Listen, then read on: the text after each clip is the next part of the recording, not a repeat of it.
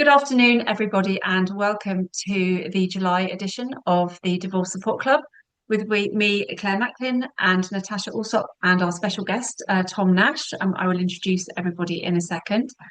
Um, so today's topic is fatherhood and divorce, and we have Natasha and I, when we were planning this, we thought, well, obviously neither of us are men, and neither of us are fathers, and although we both work with men going through divorce and fathers going through divorce, we thought it would be really useful to bring on somebody who has real lived experience of the things that we're going to be talking about. So, first of all, I'm going to introduce Tom to everybody. So, Tom Nash is a divorce coach like me. He is a father, a stepfather, a divorcee, a co-parent, an all-round brilliant person. He has a very successful blended family, and a really respectful and mutually beneficial relationship with his ex-wife. But it wasn't always that way. So in a moment, we'll hear a bit more of Tom's story. And we're also joined by Natasha. Natasha, would you like to introduce yourself very quickly? I can do. Thank you, Claire, and welcome, Tom. I'm Natasha Alsop. I'm a solicitor here at Walker Family Law. I do all sorts of family matters, so divorce, children, prenuptial agreements, postnuptial agreements, injunctions, the whole array of private family law work, really. And yeah, I've been a qualified solicitor since 2003, so quite a long time, and been doing family law that whole time. Brilliant. Thank you very much, Natasha. I've just realised I've somehow managed to change your name to mine. Changed it back. First of all, Tom, could you possibly give us a little bit of background about yourself, a little bit of your story? Because I know that it's not just your divorce, there's been divorce in your family and so on. So just give us and our listeners some insight into your story and how it's influenced what you do now. Give you the whistle stop tour. But firstly, thank you very much for inviting me along today and to join Pleasure. both of you talking about this interesting topic. So I really do appreciate it. Yeah, so for listeners that don't know me, as Claire says, my name is Tom Nash, or otherwise known as Mr. Divorce Coach, sometimes referred to as the guy in the yellow chair. So yes, I'll give you kind of backstory. I am the child of divorced parents. They separated and divorced when I was very young, when I was about 3 years old. I grew up with my dad, and then later on his second wife, and with my two sisters, a couple of stepbrothers, and then a half brother. So I grew up in a blended family from about 1986, which it wasn't called then. We were just the big crazy house down the road with lots and lots of children in. I didn't really know my mum that much or have a huge amount of interaction with her until I was about sort of 15, 16, when I then went looking for her. I then, later in life, got married quite young, about 22, 23, got married. Did all the things that we think we're going to do. Like, we got married, we bought the house, we had a kid, we started building our careers, we had a second kid as well. And then about 10 years into the marriage, myself and my wife separated on 17th of March 2017, to be precise. We went through and had legal support through the actual divorce application, because it's a prior to no fault divorce, and on financial matters. That was actually all quite relatively amicable to a degree. We could kind of negotiate, even lawyer assisted, with the help of a fantastic legal team and other support mechanisms. But the difficult part, the kind of bane of contention, the real highly emotive part, and the derived conflict and contention, was actually about the child matters. For the most majority of our marriage, I'd worked in the city, so I lived about an hour out of London. I'd left the house at 6 o'clock in the morning. I'd got home at sort of 8 o'clock at night, whatever it was. For all intents and purposes, I was kind of a quote unquote weekend dad, but a very present dad. Always wanted kids, obviously growing up in a big family, love kids, and always very much involved and engaged. And I wanted to continue doing that even after we'd separated and then subsequently divorced. So trying all the different dispute resolution options, mediation, etc. And I actually ended up having to fill out a C100 and go through the courts for a child arrangement order.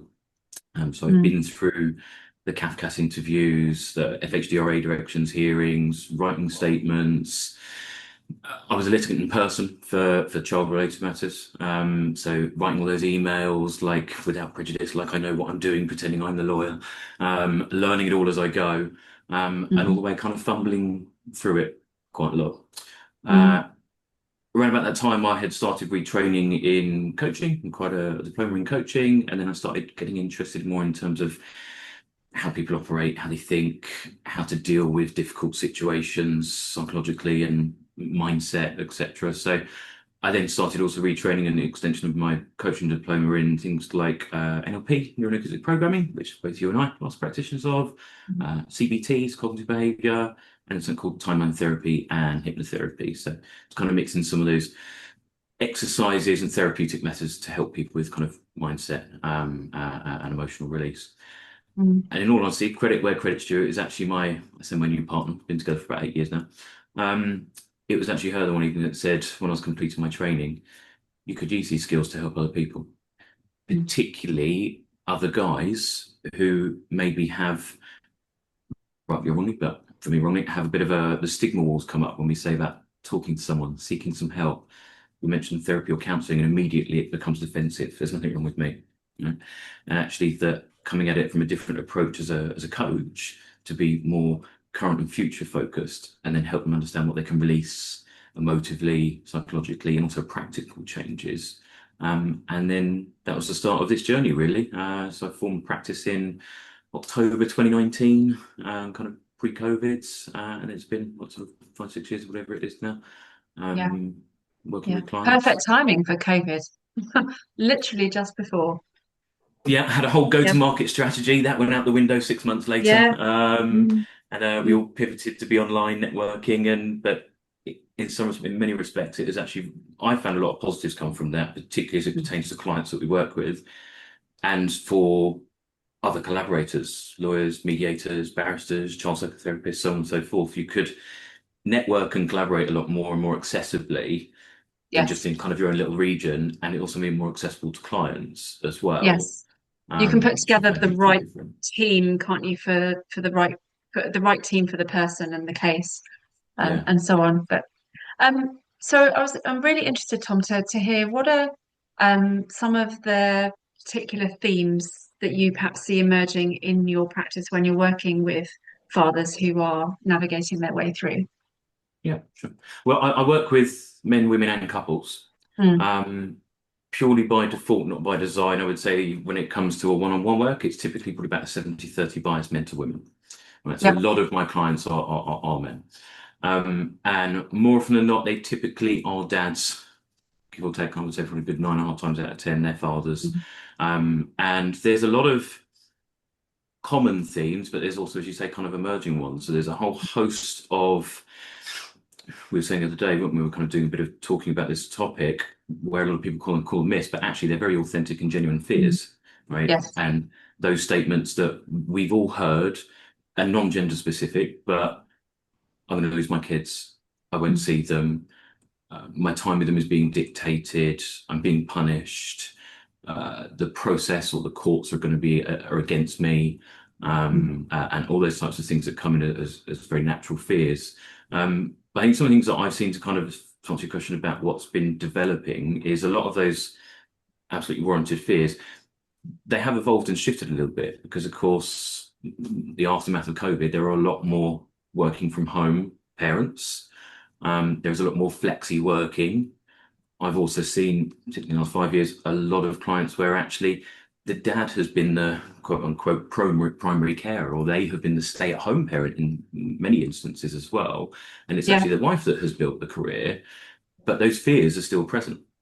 Yes. They still have those exact same fears. And what happens if I lose my bond, my connection? Yeah.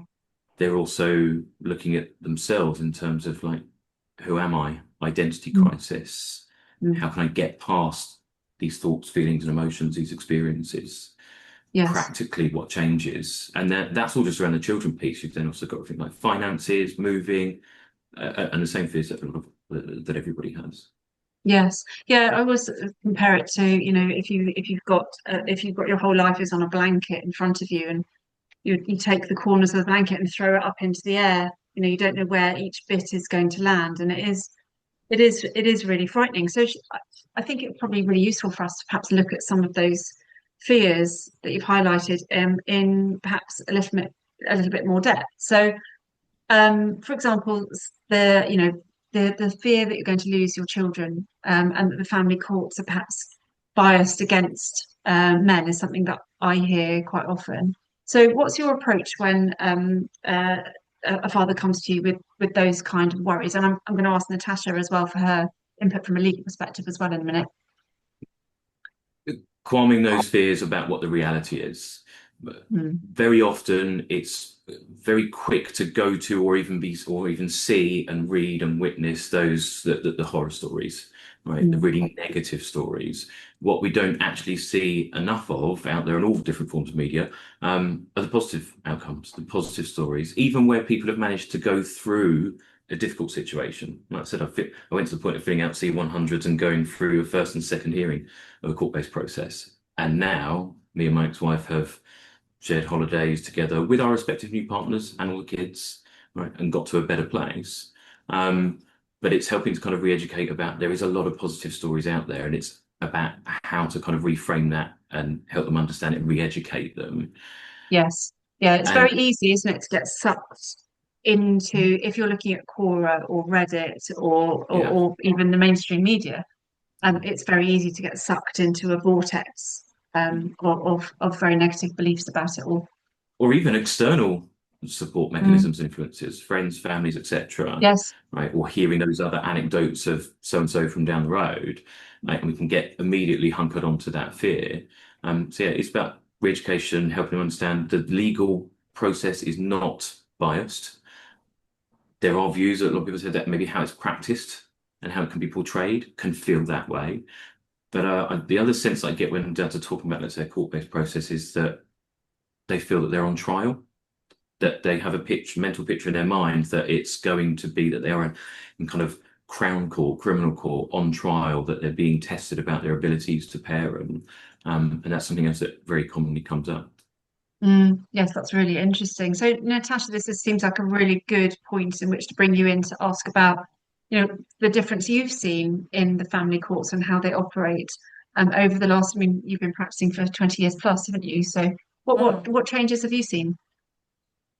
I think the family courts have probably always practiced in the same way, but families have changed and evolved over time, I think, in general. And I say this completely as a generalization because when I was practicing, started, in 1999 or early 2000s, you'd often see a more traditional family set up as it was then, and Tom's experience of his childhood was different. And there were many people who had a day-to-day carer who was father at home and mother who's working full time. But actually the families that I used to advise then, more often than not, it was a more traditional setup where father was often working full-time and mother part-time. Therefore, when you came before the courts, I think it's the families coming before the courts in the units that they're coming has changed the way in which you will see cases before the courts. So I think the courts, there is many myths out there, but they're not always myths. They are, some people have that experience, and you see that often in the press, as Tom points out. You might read the kind of worst case scenario, but generally the courts are looking at what's the change of circumstances for this family following separation and or divorce. What are we going to look at? And I suppose as time's moved on, I see now many families coming to me saying we actually share the care because someone might be working, they have all sorts of routines and work arrangements, working from home. And as a result, I think the courts are just dealing so often now with families and looking at their particular routines and what it looks like for those children, that it's really quite different to where we were sat 20 years ago if we're looking at where children will live, because the circumstances before have been quite different perhaps to the kind of commonplace family that you might have seen 20 odd years ago. Yes, and I suppose there's a lot more opportunity for people to change how they're working and so on now. So I'm just thinking about your situation, Tom, when you were working in the city and you were leaving early in the morning and getting back later at night. There's some recalibration that can go on now. That's the increased ability to work from home has made some of that much easier. I imagine for a lot of people. Is that something that you see in your practice as well? So people or men in particular, thinking about how to recalibrate how they're working in order to change things around to make things possible. Yeah, absolutely. It's helping them to look at, right, what parts can you control and change, Mm. and kind of utilizing not client examples but my own. I was still working in the city at the time, but what I did was talk with I'm a partner in the business, but I still spoke with, and we found a new working rotation and formats and ways of doing it, so that on days that I would have the kids, I could leave at certain times to pick them up, and all that flexi working we were talking about. But then that later then transpires that actually I have many clients who are actually, and again, this is something that comes out quite often with divorce separation, that reevaluation of themselves, what's really important to them, what sort of lifestyle do they want, what future do they want, and quite often that can also be career changes. So one of the reasons why the added benefits of doing what I do is that I fit in my work around the needs of my kids, so that I can do the school runs, I can get the uniform iron, I can make dinners, and it's thinking about all those other things that when we think about recalibrating, what are the kind of roles, responsibilities that we maybe weren't aware of before and got to pick up on. Um, my One of my first ever clients, who had been that kind of, as you said, that traditional kind of nucleus operating family, Natasha. One of the very first things we did after his first session was that he got in a cooking class and he had to learn how to iron, because these were practical things he could go and do in action and put into process to start being more present, and actually be more engaged. And again, that's the thing that I hear from dads a lot, right? Even if it's kind of retrospective, I've lost some of that time from 2 to 7 years old, or however old the children are now. And actually, I want to be there. It is a mindset shift and a change. And actually, that's one of the things that comes from divorce and separation for both sides. If one party has been the part-time worker or stay-at-home worker, there's an opportunity to recalibrate and start building and forging a career, retraining, getting back into the workplace. Mm. And it's about the balance of, and again, the courts are always focused on this, aren't they, Natasha? The needs of the children. And that's another thing that comes up with all parents, but again, it's quite statistically the dads I work with. I want 50-50, right? Well, I would say actually, well, co-parenting isn't 50-50, it's 100-100. It's about both of you being focused and centralize that child in the center, not in the middle of a tug of war. And sometimes that might be that actually practically, logistically, realistically, you might not have them 1 week, or 2-2-5-5. And it might be that it's every other weekend or one night of the week. But if that's actually suitable to the actual needs of your child or children, and that's for their benefit, it's about the quality of your time, not necessarily just the quantity. Yeah, Yeah, and so it that's is what's in, go on. sorry, Claire. Yeah, it is what it's in the, yeah, that's what the legal framework is looking at, is what's in the best interest of this child or these children. And it will be one of the factors they look at is the change of circumstances. So what did the family unit look like before? What's it going to look like now? How can that, what's in the best interest of the children going forward? And you're quite right, Tom, co-parenting or shared care or shared parenting, people refer to it in all sorts of ways, doesn't have to mean exactly 50-50. So from the legal framework that the court has with the Children Act, it can say, a court can say, actually, we're still going to make an order that the children live with both parents. So that would be what we call a live with order. So that's what you would hear called perhaps shared care, co-parent. But that may well be that it's every other weekend and shared holidays, but it's still a live with, so that the children know that they have a home with both parents and they share the care, but it just doesn't have to actually exactly be 50-50. And sometimes I think clients coming to see us, that's the misconception they often have, that if it's shared care, it has to be then equal to 50% of the time, and it doesn't. Sorry, Claire. It can be whatever works for your particular family setup.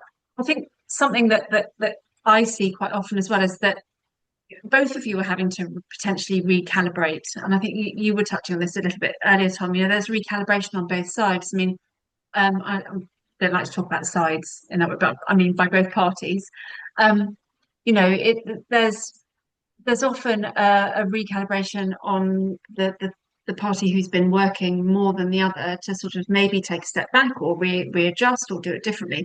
And I think the other person then has there's a recalibration to adjust to the other person's role shifting as well. Does that make sense?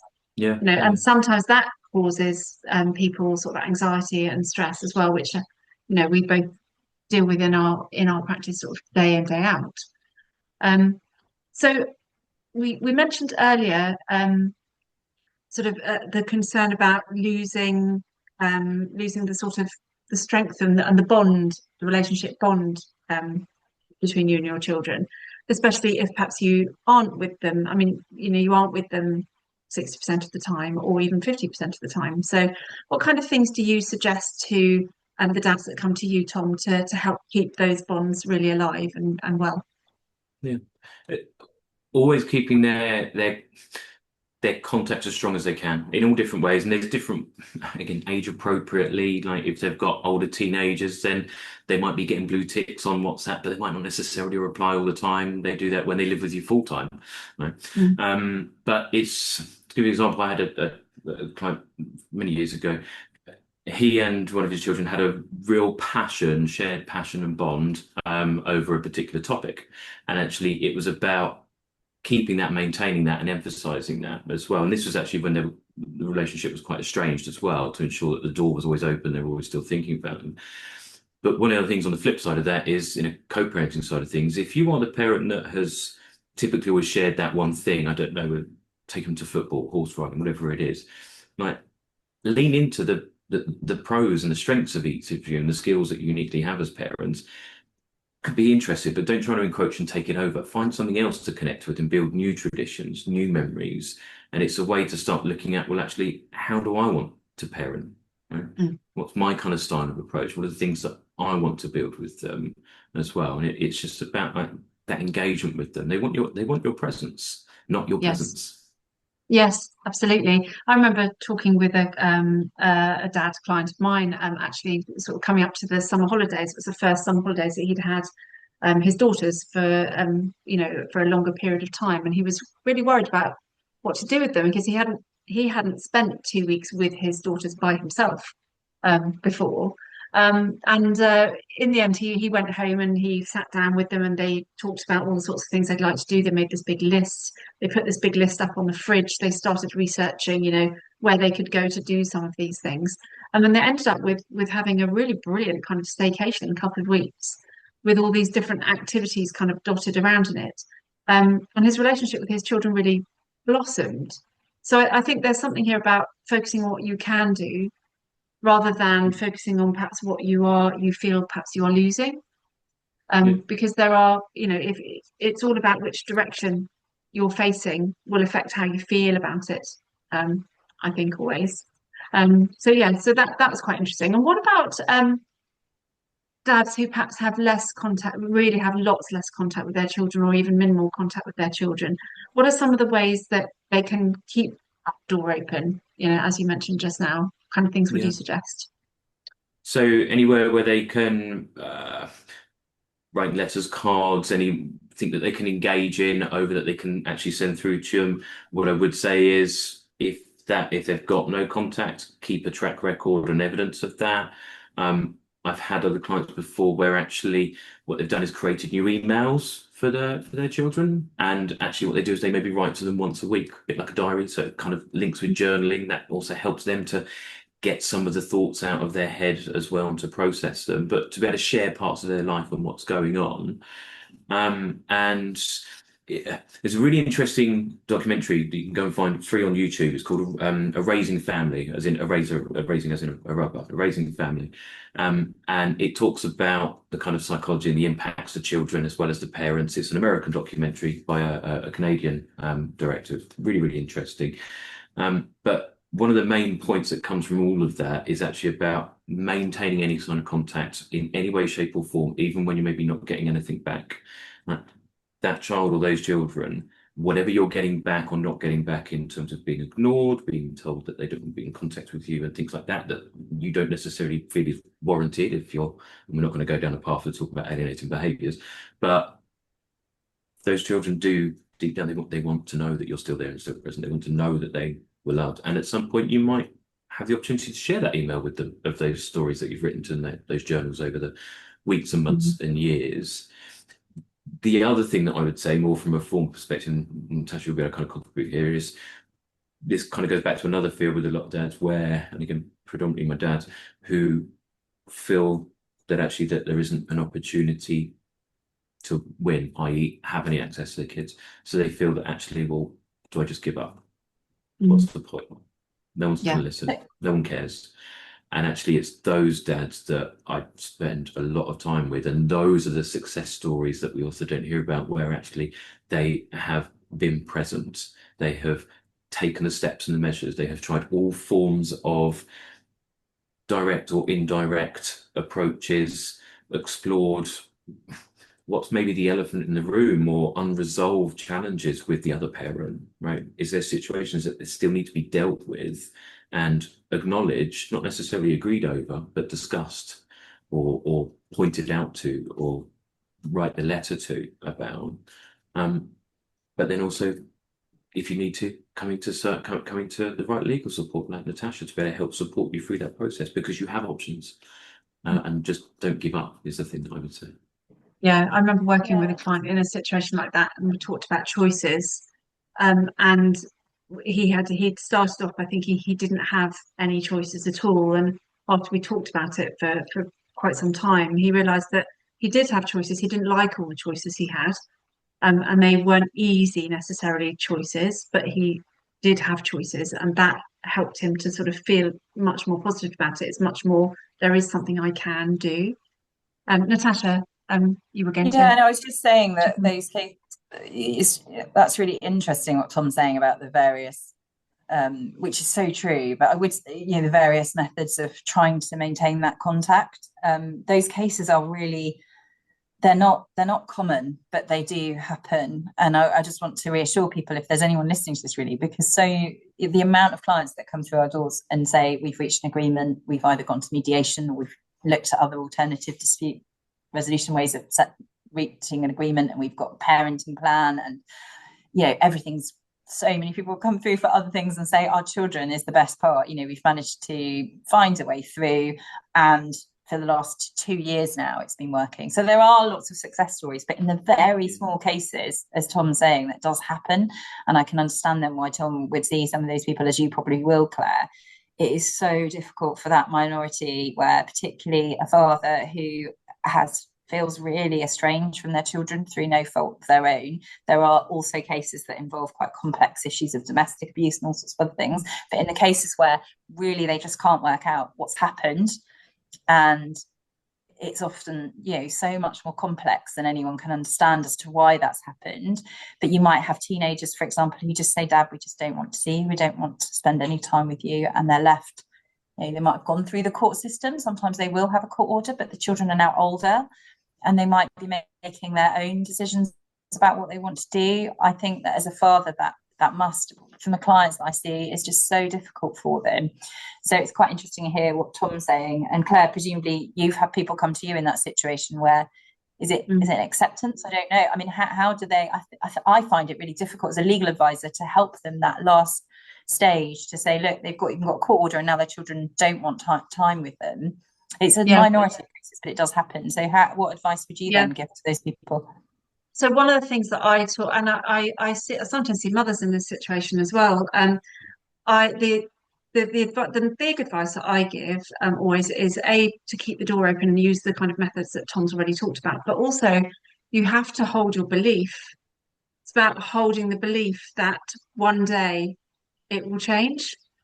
Because I've seen quite a few cases where the children haven't perhaps wanted to see one of their parents, or and then 5-10 years down the line it shifts. So there's something in here about holding on to your belief that things can change and will change.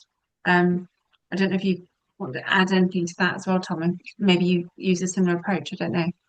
No, absolutely do. And it's a lot of time it's about helping them to kind of reframe, shift that thinking, the lens at which they look through things, so that they can actually feel more empowered and in control of what they can do and how they can see things, as opposed to it kind of critiquing and pushing them further down and suppressing things for them. So whether that be kind of metaphors, analogies, anecdotes that you can utilize to help shift that thinking, or other exercises for people as well, and they could be holistic exercises, they could be physical exercises, they could be more creative exercises, but also just helping to rebuild them as an individual, their not their confidence, but their self-worth and their self-value, on which their confidence and the resilience will be built upon.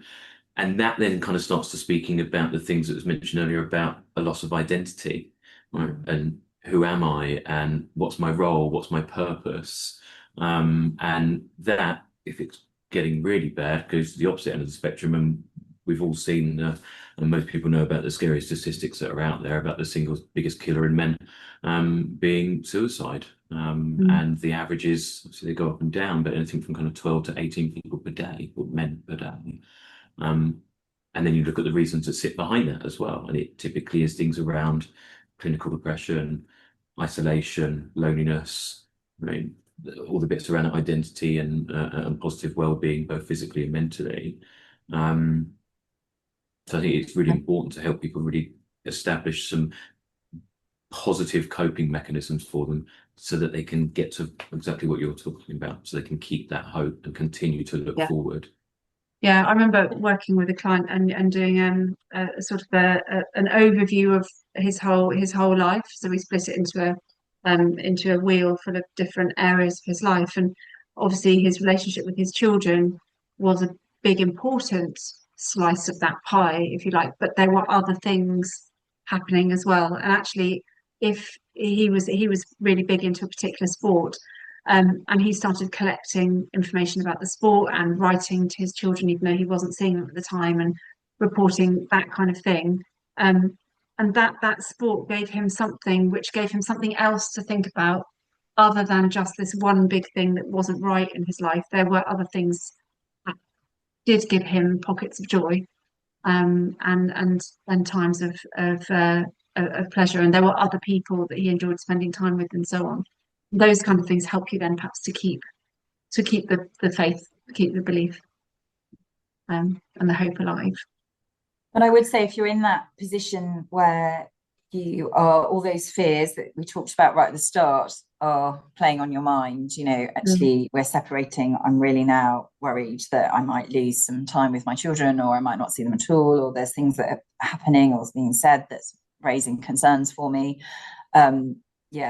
Do come and see someone, a solicitor, in terms of the legal process, just to say, look at alternative dispute mediation. There's so many options initially, but the worst thing I think you can do is just kind of leave it and hope that time will be a healer, because often too much, the time that, if you have a big gap then because you think, oh, I don't want to address this at the moment, I'll just leave it, and then the children haven't seen you for a few months, few weeks, through year to years, it makes it more difficult at that stage. So that's something to look at, some kind of intervention for yourself, some advice and support.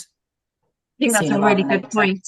Yeah, right at the beginning to seek that advice, and to set your intention of and where you want to get to, and what kind of relationship you would like to have with both your ex-partner and your children, to have that vision right from the beginning. And I think you were talking the other day as well, weren't you, Tom, about even thinking so far ahead as to how do you want to co-grandparent these children, or your children's children.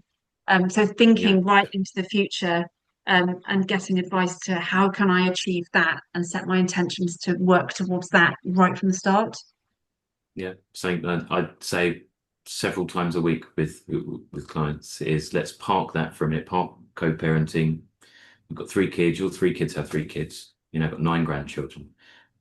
Not just how do you want to co-grandparent and help it future focus, but paint the picture, right? How would you want your adult child to be having challenges and difficulties around communication in their own relationship over yours and your spouse's separation and divorce? What about the intergenerational effect to the grandchildren about that disruption between nanny and granddad? Because they're just these innocent grandchildren that love their nan and granddad, right? So future focusing, how do you want that to be in the future as well? One of the things that I forgot to mention actually a minute ago when we were talking about identity, purpose, things like that. I read this about 2 years ago in a piece of research that actually, and there's several articles that have come out in mainstream media in the last few years about it, where from a coping perspective, shows that men typically struggle, quote unquote, more than our female counterparts do go through a separation or divorce. And things like identity, purpose, and things like that. But one thing that jumped out at me that I hadn't realised at the time, and then kind of thought back about myself, clients, friends, family, was that a real big one that stood out that I hadn't thought about was things like weight fluctuations and body image. Mm. It's actually also really prevalent in men, and actually statistically, men have struggled more with things like weight fluctuation and body image than women do post separation and divorce. And again, there's a lot of those anecdotes about men don't talk and things like that. And actually, part of that identity in crisis again, not what I do with clients is help them to do what you were talking about with the sports chat, connection, right? Human connection, stuff to interact with over, right? And because a Yeah. lot of guys do wrap up their world within that kind of family nucleus, be that as provider in all different forms, and the person usually typically the closest confidant to about what's going on in their world or how they're feeling about things or challenges at work, it's more often than not their spouse. And Yeah. I know that's true for women as well, but typically speaking, more women do have those vaster networks of whether it be other parents, mums, friends, family, sisters, whatever it might be, other siblings Mm. that they talk to. But that's also something I've noticed with post-COVID, where there is more and more of these men's mental health support groups popping up. I go and do talks with them very regularly about things like co-parenting, emotional regulation, whatever it might be. So that's all really positive. But if you are feeling isolated, if you are feeling lonely, if you're starting to question those things around identity and crisis, what can we do? Like you said a minute ago, Natasha, about time, and people say time being a great healer. It's not the time itself, it's about what we do within that with the choices and options, right, Claire? And so Yes. what can we practically go and put into place, as hard as it is, as difficult as it's going to be, how can we start to improve things for us? Even 1% a day, just one little Yeah. thing that we can do each Yeah. time. Yeah. I think that's a really important point. And people say time is a great healer, but it's not a great healer if you're spending that time going digging yourself further and further downwards. Mm. Time is a great healer when you are doing things to perhaps shift how you're looking at stuff or increasing the amount of endorphins you might be using every day or whatever it might be. And I think there's something here as well that I was reading some statistics about men tend to move into new relationships quicker than women do after divorce as well. And I wonder whether that is wrapped up in, if your main confidant and the person you talk to about most of your anything that you were worried about was your wife, and then your wife is no longer there. Sometimes the easiest thing to do is to jump into another relationship quite quickly and kind of replace that role. So, I always advise my female clients and my male clients to spend a bit of time getting to know themselves again, get to know Absolutely. yourself again, get to Yeah. really think about what it is that brings you joy. What is it that you like doing? What is it that you want to spend your time doing? Because it's really easy to lose that in a relationship, especially if you've got young children, for example. But you might now have some more time to indulge in something that is a passion of yours. Um, so that, and I think, don't rush into something new to fill a gap. Try and find ways to fill that gap within yourself and Equally your sort of don't, social yeah. network. And equally, not even just from a relationship perspective, even kind of serial dating. Something else Mm, that is all too common, which I say to clients, is when they even almost immediately or even very shortly after, where they're going on the dating apps, going to mm, trying to complete Tinder in their spare time and get that external validation, and actually ends up having the adverse effect. yes. Yeah, I totally agree. Yeah. I saw a description the other day of some of the dating sites as being it's just a rejection fest, Yeah. because yeah, it's too soon in my opinion. I know we're not supposed to probably give opinions, but don't go straight onto a dating site straight from divorce just because you're lonely. Try and find other ways to lean into and handle that feeling of loneliness. Go and join one of the men's support groups that we're talking about, and they are lots more of them popping up now, which is really great. I think. Is there what other issues were there that we were thinking about before? Is there anything else that we've talked about before that we have kind of missed? There was a Um, couple, yeah, there was a couple of points that I know that we were kind of just touching on lightly the other day when we were kind of talking about mm. this topic, which was outside influences, Oh yes. our nearest and dearest, our loved ones, and people that get us to eat and get out of bed again and try and get us back on our feet, right? And Mm. absolutely, we do need those people to rally around us. Sometimes, and we talked about it, touched about it a bit earlier, didn't we, Tasha? Like, kind of sometimes we got the outside influences, you've got people saying, do this, do that, do the other.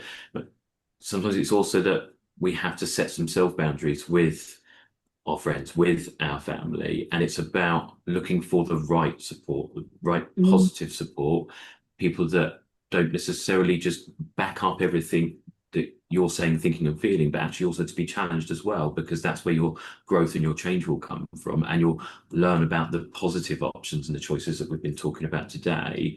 So sometimes there are cases where you've got outside influences, be that siblings, quite often parents, Yeah. possibly even former in-laws, and things like that. So just being very mindful about those outside influences. That was one of the other things that I remember to Mm. kind of that I want to kind of make a note of. Yeah. I always talk about radiators, Yeah, spend time with your radiator people rather than the drain people. Or yeah, indeed, it's worth remembering as well that the people around you may sometimes feel really angry or have other really strong emotions on your behalf, and not to kind of spend time fueling that fire together. I think that can be all too easy to do, especially if you're in a situation in which you feel very largely out of that you don't have very much control over. It's quite easy to go down that road and sort of fuel the fire rather than stepping back and thinking, okay, I'm in this situation that I don't have much control over, but what nuggets of this situation can I control? What advice do I need? Whose support can I get? How can I start to make this feel a little bit better for myself? yeah. And then you've got kind of the consistency of your actions and your Hmm. behaviors, and even olive branches. I think I was mentioning to you guys the other day about Mm. I would myself and my ex-wife. I don't even like calling her ex-wife because it's not very respectful. Um, we do equal drop-offs. We drop off the kids when they go into the other house rather than arrive and take them away. And there's just a number of reasons for it, logistically and psychologically. But I remember in the really, really early days, after child arrangement order, and I've got my court order in hand and the ink's dry, Natasha. And when mum would be dropping off to my house, and I would say, I'm like, do you want to come in for a cup of tea? Do you want to come in for a tea? For us in, so we're both smokers. So, do you want to come for, do you want a cup of tea and a cigarette? Make a cigarette. And of course, she's got her own fears and her own stuff and her own reluctance. And it was no, thank you, right, etc. The consistency of that extension of that olive branch, at some point, that was for me, I wanted to constantly and very authentically and truly be showing to the boys, but also to her, like, I want things to be better, and there will always be that door open for her, and we can always try and find a new form of trust and working partnership and get to where we are now. But that had to come from someone and then both people doing something different. Yeah. And for her, at some point, she made a choice, she made a decision from her options to step over that threshold and step into my new home that she'd never been in before. And that must have been really scary for her and a big, big deal. But we got through the weirdness and the awkwardness. And then the more times that you keep going through that, the more natural it starts to become. And now, probably about the next 20 minutes, I'll hear my front door go and she'll let herself in while she drops off one of the boys. Yeah. So It's a brilliant story of how I think people assume that things are always going to stay the same. And that's a superb illustration of how, with consistency and kindness and authenticity, actually you can effect a change gradually over time. So I think that's probably a really good point for us to finish on. That, however awful and terrible things may feel right now, if you can act with intention and integrity, um, and looking forward, then even small things over time can really shift. Things do evolve. Yes, yes, exactly. Thank you, Tom. We could carry on talking for a very long time, I'm sure. But thank you. Big thanks for your contributions today and all your stories and all the experience that you have. I hope our listeners will find it, I'm sure they will find it extremely useful to listen back to. And Natasha and I are very grateful for the male input today, which has been really, really helpful. Pleasure. So Thank you so much for having me. Really Yes, appreciate it. thank you. Thank you, It's a Tom. pleasure. And Claire, of course. Yep. Thank you.